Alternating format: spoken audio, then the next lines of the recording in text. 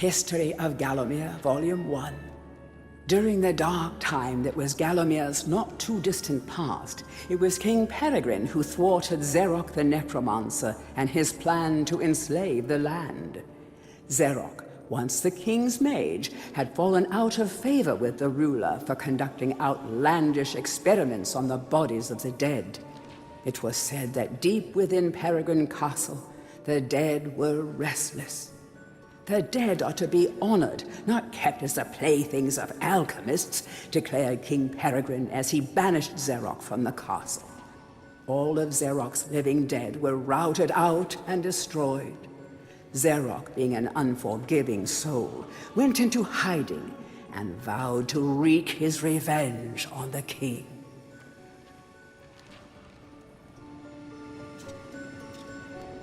History of Gallowmere, Volume 2. Rumors of ill-doing and dark deeds abounded through the land of Gallowmere. It was whispered that Zarok had employed the aid of shadowy demons to help build a vast castle. Under the cover of night, Zarok's dark army spilled forth from their corrupt haven. The army marched south across the Silver Mountains and through the Silver Woods.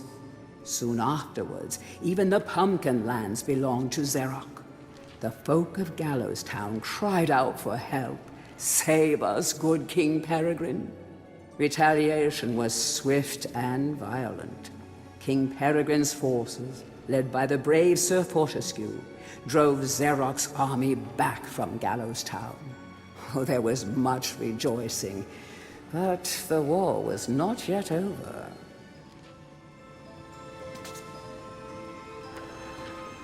History of Gallowmere, Volume 3. News that Zarok's army had now taken the Floodlands caused much concern.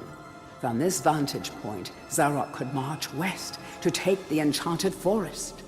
This sacred place would prove a bitter defeat if it fell into the hands of the evil sorcerer. It was Sir Dan Fortescue who once again led the king's militia to rid the demon host from the land. Yet the evil wizard was cunning and had prepared an ambush. Titanic battle ensued, of which history has never seen the like.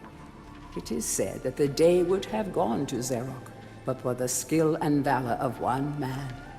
Fortescue led the charge deep into the massed ranks of the undead, felling Zarok's bodyguard, the fearful Lord Cardok, and before finally succumbing to his own mortal wounds, slew the traitorous sorcerer with a mighty sweep of his sword.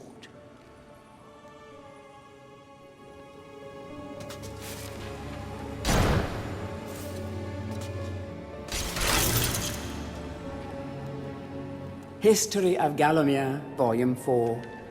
The forces of evil were destroyed, but at a terrible price. None but a handful of the king's militia returned from that field. Gallowmere lost a whole generation of young men that day, including Canny Tim, the legendary crossbowman, and Fortescue's second-in-command, who fell in the first volley of arrows. Zarok's body was never found, though if it lies unmourned in an unmarked grave, then no one in Gallowmere would shed a tear. The shadow demons that had fallen under Zarok's banner were unnatural creatures that did not belong in the world of mortal men. The king declared that they be banished, entombed under the pure earth of the enchanted earth. Imprisoned within an impregnable box of the king's design, the demons were buried deep underground. Their tomb was sealed with a magical device that has since come to be known as the Shadow Artifact.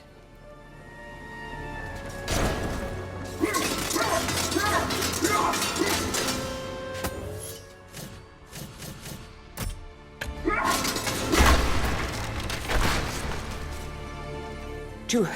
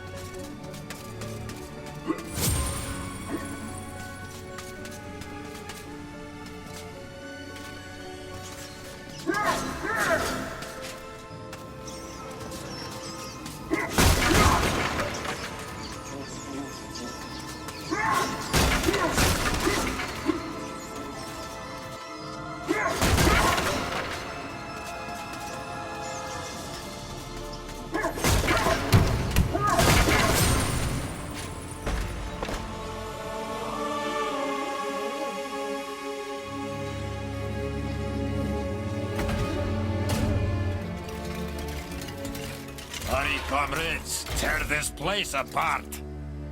If we don't find the Shadow Artifact, Lord Zarek will have us mocking out the demons for the next millennium.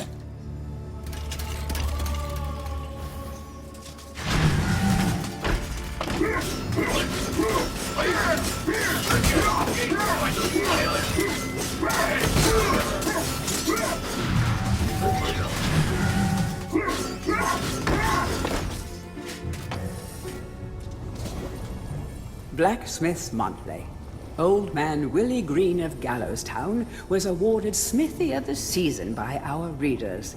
His outstanding casts have produced many intricate and hard-wearing iron goods and sculptures. Willie only uses the finest of metals in his work, and is particularly noted for his magnificent busts. Old man Willie was quoted as saying, "Aye, when I get pumping on me bellows, there's no stopping me. It's all in the rhythm, up and down, up and down. I've always been inspired by the stories of Stanya Ironhewer, the greatest smithy there ever was." Blacksmith's Month.